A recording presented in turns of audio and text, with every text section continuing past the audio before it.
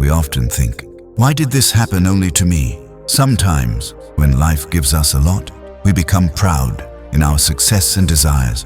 We forget that everything is written by our Creator. We forget His destiny. In the end, only time shows us what was truly good and what was bad. Maybe right now, you are going through a difficulty, or maybe you are in comfort and have forgotten about tomorrow. If that is so, then this story is for you. This story will not only make you think, but maybe it will change your life. At the foot of a tall mountain and by the side of a wide river, there was a small village. In this village lived a simple man. His name was Mr. David. He was middle-aged, living an ordinary life and always struggling with poverty. For him, even 2 meals a day were a blessing. But despite poverty, he had one special quality. He never complained and always thanked God for whatever he had. Mr. David had a small farm where he worked day and night to grow vegetables. Helping him was his only son, Ethan, but with them was also a special companion, a falcon named Sky. Sky was not an ordinary bird. He was strong, clever, and very intelligent. On the farm, he helped in many ways, finding seeds, warnings about wild animals, and even protecting the crops from pests. For Mr. David and Ethan, Sky was not just a bird, he was family.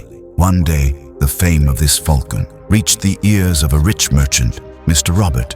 He came to the village with his son just to see Sky. When he saw the bird, he was amazed. At once he offered Mr. David a huge amount of money in exchange for Sky, but to everyone's surprise, Mr. David gently refused. The villagers were shocked. Some laughed, saying he was a fool. Being poor, he still let go of such a chance to become rich. But a few days later, something strange happened. Sky disappeared from the village. Mr. David and Ethan searched everywhere, but he was not found. The villagers started mocking.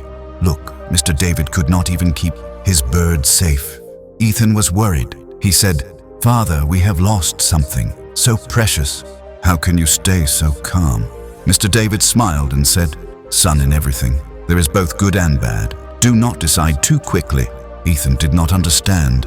He thought his father was just hiding his pain. But after a few days, a surprising scene appeared.